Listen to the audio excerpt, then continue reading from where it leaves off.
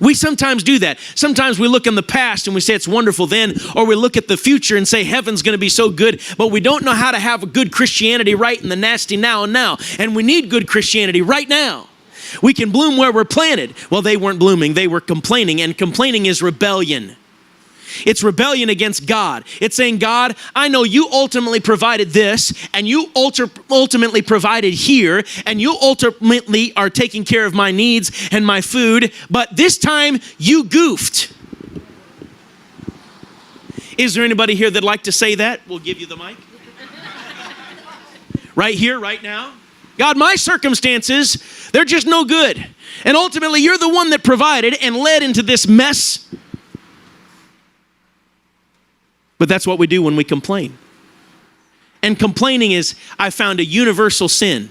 I can be in the north and the south and the east and the west and find people that complain, and usually about the same things. They'll say things like this. Well, if you don't like the weather, just hang around for a few minutes, it'll change. Complain about the weather. And you know, it's easy for us to complain about something we have absolutely no control over. For some reason, it makes us feel good. Makes us think that we've got an edge on the situation. At least we know what the weatherman doesn't know, when neither of us really know, right? We complain about the food service. Well, I thought it was a service McDonald's, but it looks like it's going to be next week before I get my cheeseburger, right? We complain about the roads. Well, you know, I pay good hard money to make these roads smooth, and if I'm not dodging a pothole, I'm dodging a DOT worker. And this is the worst, we complain about the fact that nobody'd listen to us if we did complain. Well, I'd complain, but nobody'd listen to me. I mean, they were really hard up at that point, you know?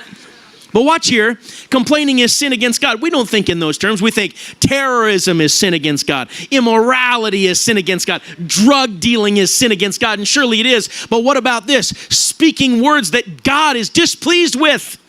And what a terrible testimony it is to those that don't know Christ, when all we can do is muster up a complaint instead of be filled with praise. Verse 6, this is God's response. God's response. Their rebellion, number 2, the response. Would you say it? The response. Look at verse 6. And the Lord sent fiery serpents among the people, and they bit the people, and much people of Israel died. Away. It's somewhere underneath that trailer, just in case you're over there. I don't know what kind it is. It might have been a rattlesnake. I'm not really sure. It wasn't real long.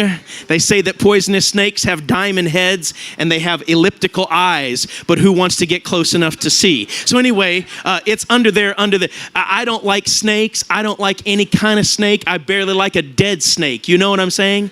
But here, this is God's response to the people's rebellion. And what is it? He sent fiery serpents. Maybe because they were fiery in color. They say, as a general rule, the brighter the color of the serpent, the fact is it's possible it's very poisonous. Maybe it was fiery because when it bit the people, it felt like fire running through the bloodstream. I don't know if you have very many poisonous snakes up here in New Hampshire, but down in North Carolina, we have a copperhead. In fact, our dog got bit by a copperhead last year. And we thought it was going to die, and one of my sons dispatched the copperhead pretty quickly. But boy, we don't like any kind of snake. They say that a copperhead's bite is not systemic. It doesn't go through the bloodstream. It just is a local poison that will not kill you unless it's a super powerful bite, but it's very painful where you're bitten. But this was systemic. These people were bit and they died. I was in Australia a few years ago, and I was hiking back with a pastor, the missionary's son-in-law, up in a park. He took me up in a park, and when we start into the park, he tells of Australia. He said, now the brown snake, he said, is so poisonous that if you don't have anti-venom, you're just supposed to sit down because you're going to die. And he said, there's brown snakes in this park. And you brought me here. Why? I mean, all of a sudden, my relaxation went right out the window, you know? Now watch, that was probably like this snake, or like the 2-step snake of the Amazon, where you're bitten and you take 2 steps and you die. And this is God's response to their sin. Now stop for a moment. Many times people have a caricature of God in their mind.